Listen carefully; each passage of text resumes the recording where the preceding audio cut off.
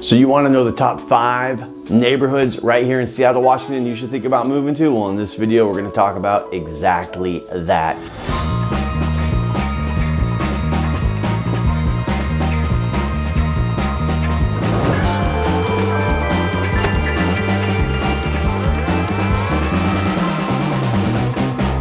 What's going on, guys? It's Justin Gazaba, and this is Living in Seattle, Washington. This is the channel. If you want to know everything there is to know about living, working, playing, eating, breathing right here in Seattle, Washington, this is the channel for you. Go ahead and hit that subscribe button, tap that notification bell so that you are updated, notified every time that we drop a new video.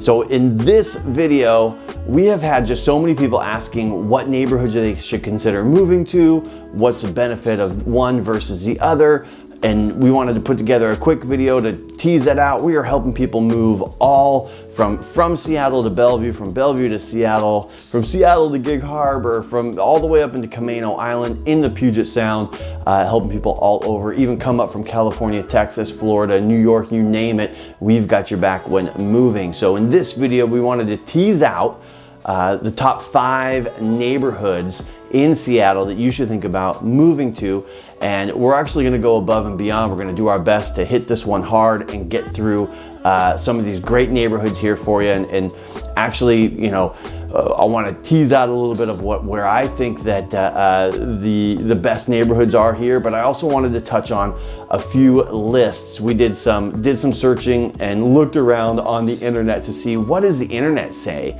about the top neighborhoods to move to right here in Seattle, Washington, and we came up with three different websites that kept right at the top of the list, the stuff you're probably seeing online, and I'm gonna give you my 2 cents about it. So we're gonna start off right straight out the gate with Get Bellhops, which is a moving company, and they put together a list of the top neighborhoods in Seattle.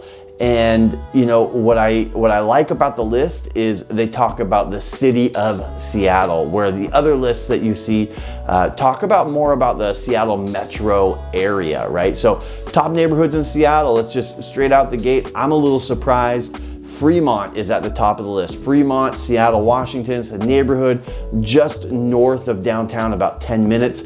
They call themselves the center of the universe. That's a name they gave themselves. It's a kind of an indie bohemian neighborhood. And the last few years, we've kind of seen that go, you know, a little, it's not so indie anymore, but they still have the Solstice Parade. They have a naked bike ride to celebrate solstice. They've got all these, you know, bars, independent bars and restaurants, and you know, different breweries over there that you can go to, and it's super easy to walk around. You'll see lots of townhouses down there and condos, and then you just move a little further north, you start to get into some single family homes, but the density really is, you know, townhouses. So not skyscrapers, nothing like that. So it has more of a small town vibe and feel. I'm pretty surprised that Fremont made it, but they are home to Tableau, Adobe, Google, and there's probably a bunch of other firms down there I'm missing. Theo Chocolate is right there, big Seattle name. Makes the whole neighborhood smell like chocolate. Maybe that's why it made it at the top of the list. The number 2 neighborhood on their list is Belltown. Now, Belltown is north of downtown Seattle, but not north of the Cut. North of the Cut is where the Cut, if you're not familiar with the area, that's where they actually cut a channel for large ships to get from the Puget Sound through the Ballard locks into Lake Union. So that's the Cut, and there's 2. There's a Fremont Cut, and then there's over by UW, Montlake Cut. So anyway, so Belltown is south of the Cut, closer to downtown, and it too has a lot of indie bars, a lot of boutiques, but it has a very urban feel, right? It's gonna have more concrete and glass, more skyscrapers, and have that dense city feeling, right? So if you live and work downtown and you live in Belltown, maybe you've got one of those fantastic condos with a view of Elliott Bay, or maybe you look north and you can see up over Green Lake, and there's some beautiful beautiful condos there with in skyscrapers with tremendous views. You don't really need a car to get around if you work downtown, live downtown kind of thing. So, and then the third, that's perfect segue to the third neighborhood on their list is downtown Seattle. Again, more dense than Belltown, a lot of urban feel, you've got a lot of great bars. Now you start to get into also more of a tourist destination. If you're not familiar, right, we get cruise ships that come to Seattle, that come to port right downtown by Pike Place Market, the Seattle Wheel, the big wheel there.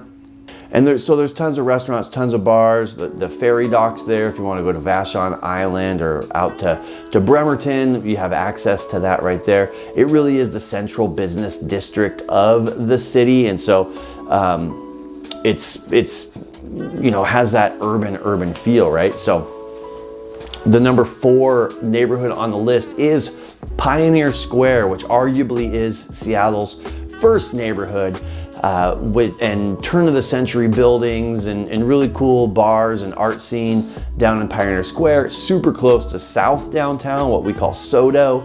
That's where we're gonna find the ballparks. So if you're a big sports fan, living down in that area gives you great access to that. They have, what's interesting about Pioneer Square is there's this tour you can go on. It's called the Seattle Underground.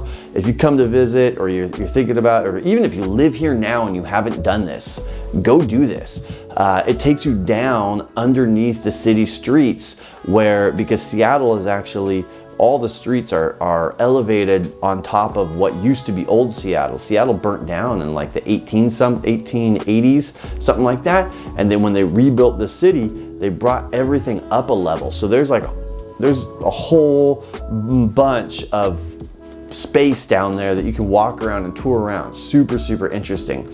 So that's Pioneer Square. And then the number 5 neighborhood on the list is Magnolia. And Magnolia is massive when you compare the neighborhood size of Magnolia to Belltown to downtown. Magnolia is the most western part of the Seattle area, northwestern part, and it really has kind of a suburban feel. There's a neighborhood in Magnolia, I think it's called Briar, and it looks southwest over Elliott Bay down towards West Seattle on the other side. So you can watch the ferries go by. You can see Alki Beach. It's a beautiful, there's amazing homes that are kind of built on this bluff that look out over there. And that's in Magnolia. Magnolia also has one of the bigger parks here in Seattle, which is Discovery Park. Discovery Park is massive. Tons of trails, tons of fields to kick a ball around. It's got water access. It's got the lighthouse. It's a very, very cool park there. But Magnolia, like I said, it's more of that suburban feel. It was really built outside of the city when they first started developing out there. So you'll see a lot of 1950s mid-century modern homes on that bluff in Briar. You because of the view, you'll see a lot of 1920s and 30s Tudor style homes. Nice, just big, beautiful brick Tudors and beautiful homes there. And now that Seattle continues to grow and we see some infill, you will see some new construction built where maybe an older, war era 1940s bungalow was built, and now there's a couple of townhouses there, depending on the thoroughfare, right? And there's a couple of condo buildings over there too, but so it largely has this suburban feeling, not as dense as especially downtown, Belltown, Pioneer Square, right? So that's that list. Now here's why I wanted to bring this up, because when you look on the internet, okay, it's like, what are you gonna get? That's Seattle. That's all the city of Seattle. Now there's another website called niche.com. I don't know if you've ever seen it. And I looked at their list because I was like, what are people saying, right? So when you look up the best neighborhoods to live in Seattle on niche.com, it gives you the Seattle metro statistical area, which also includes Bellevue. So we call that the east side. So east of Lake Washington, you cross either the 520 bridge and pay a toll, or the I-90 Interstate 90 bridge, and you get to the east side over there. And so here are the top 5 neighborhoods according to niche.com, which is for the top 5 neighborhoods of Seattle. And none of them are in Seattle, the city of Seattle. So the number one is the Sammamish Valley. That's in Redmond. That's technically Redmond on the east side. Number 2 is Wilburton, which is a neighborhood in Bellevue, again on the east side. Number 3 is North Redmond, which is in Redmond. And then number 4 is Grasslawn, which also is in Redmond. And then Overlake, which also is in Redmond. So you have 4 out of 5 of the top neighborhoods in Seattle, according to niche.com, in Redmond, which is a completely different city, but really the same general area, right? If you live in the area, you know, it's something to consider. The Seattle Met had a great list I looked at too, which I think is it's a great magazine to see some of their articles, see what's going on here with, you know, arts and culture here in Seattle. But they really had kind of a comprehensive list that I thought was actually better than the first list. So if you stuck around, like, we'll break some of this stuff down too. But West Seattle, now West Seattle, when I was talking about the Briar and the Bluff looking across Elliott Bay over to West Seattle. West Seattle is in the southwest of Seattle. It's very detached. It has its own vibe. It has recent news is there's a bridge that people use to get in and out, and that bridge is no good. They don't have light rail yet, and so right now it's really tough to get in and out of West Seattle, but that doesn't stop people from wanting to be there because it does have such a great neighborhood feel. It also is what we would call like the Gold Coast of Seattle, because Alki Beach, that sandy beach, we have 2 sandy beaches, one in Ballard at Golden Gardens and the other one at Alki that goes out to saltwater.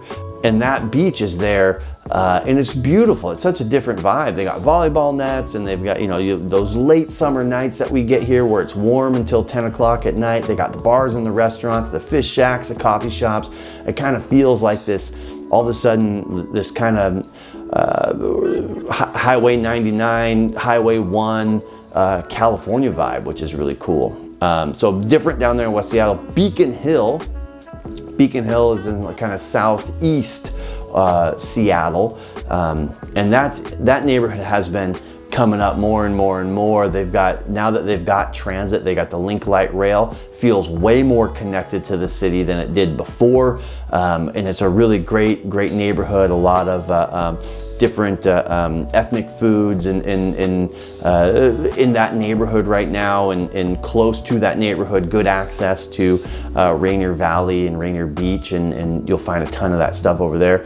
Now Ravenna is a neighborhood that's right by UW, University of Washington, and that is a fantastic quintessential single family home neighborhood, right? Ravenna is a great neighborhood for that. Brooks running shoes, I think they have a shoe called the Ravenna. Anyway, so that neighborhood is a great neighborhood as well. Columbia City, I want to say, is in the southeast side, close to Beacon Hill. It has a very neighborhood vibe. Feels more like a small town within the city. You'll only see like 4 or 5 stories on some of the turn of the century buildings down there. Really awesome neighborhood. And then number 5 on their list is Ballard, which I thought it was interesting because I feel like Ballard is a bigger, more recognizable neighborhood these days than West Seattle. So I might have thought to flip that, but that is the from the Seattle Met, right? So here's the deal. Seattle neighborhoods are they're becoming more and more distinct and more neighborhoody. Now, Seattle doesn't necessarily have exact lines. That's why between Ballard and Fremont, there's a section that people call Freelard, because it's the section between Fremont and Ballard, and They're not quite sure, do they belong to Fremont? Do they belong to Ballard? Because those lines, those neighborhood lines aren't permanent. They kind of shift and change a little bit. The same thing happens over at Green Lake with Green Lake, Tangletown, and Meridian. They all kind of change, you know, where they feel like. In Wallingford, that's the fourth neighborhood over there. But if I was gonna kind of put the top 5 together, I would probably say that, yeah, West Seattle's definitely up there. Ravenna's definitely up there. Ballard's definitely. I would have had Green Lake in those lists. Green Lake, Tangletown, downtown area. Green Lake is a fantastic area, beautiful neighborhood, tons to do. And if we're just focusing on Seattle, it's definitely those neighborhoods, and probably Columbia City for that southeast portion. Seattle's kind of awkward and skinny, and it's just has a lot of lakes in the way. So if you love any of those neighborhoods, or you want to know more about those neighborhoods, or you're wondering why I didn't mention a certain neighborhood, great, you can dig it. Maybe it's your style, maybe it's not your jam. That's okay. We're here for you. We've got your back when you're thinking about making a move. If you are, considering making a move, reach out, contact us, reach out with a text, a phone call. We absolutely love hearing from folks and seeing how we can connect and help you live your best life right here in the city. However you want to get in touch, just make it happen. We'll have a bunch of information and contact and all kinds of other extra stuff down in the description below. And we'll see you in the next video. Talk to you.